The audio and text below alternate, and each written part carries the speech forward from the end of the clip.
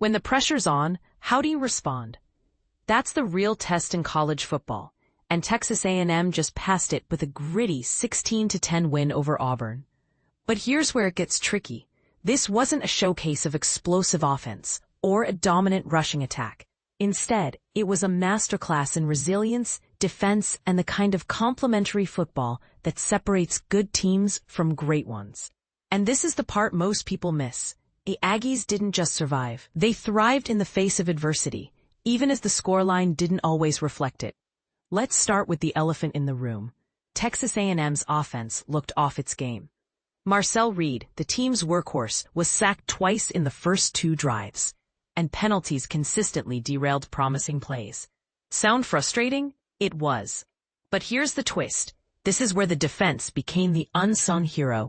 Auburn, a team known for its explosive rushing attack, managed just 30 yards on the ground.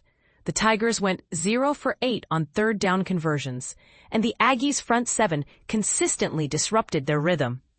This isn't just luck. It's the definition of complementary football. When one unit stumbles, another steps up. In this case, the defense did the heavy lifting, allowing the offense to focus on finishing drives instead of starting from scratch. Of course, it wasn't all smooth sailing. The Aggies' offensive struggles persisted into the second half, with penalties and a critical interception by Reed in the 4th quarter handing Auburn a lifeline. The Tigers capitalized, scoring a touchdown to close the gap to 13-10. But here's the kicker. The Aggies' defense once again rose to the occasion. With just minutes left, they forced a 4th and 1 stop, sacking Jackson Arnold to seal the victory. That kind of clutch play doesn't just happen. It's built on preparation, trust, and a refusal to fold under pressure. Now, let's talk about the bigger picture. Penalties were a glaring issue, killing drives and giving Auburn extra opportunities. Against lesser teams, this might be overlooked, but in the SEC, such mistakes are career-threatening. If the Aggies want to compete with the likes of Georgia or Alabama, they'll need to tighten up. But here's a question to spark debate. Is this win a sign of growth or a temporary fix? Some might argue that relying on defense alone isn't sustainable.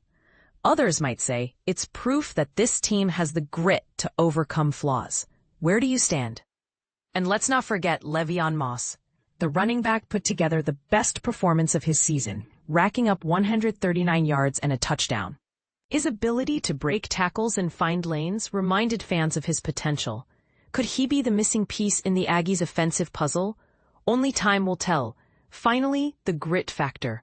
Older versions of Texas A&M might have folded after a shaky start or a missed opportunity. But this team, they clawed through the chaos. Yes, the execution needs refining, but the win, 0 losses intact, shows they're learning to adapt. Now, the real test comes next week against Mississippi State, a team currently giving Tennessee a run for their money.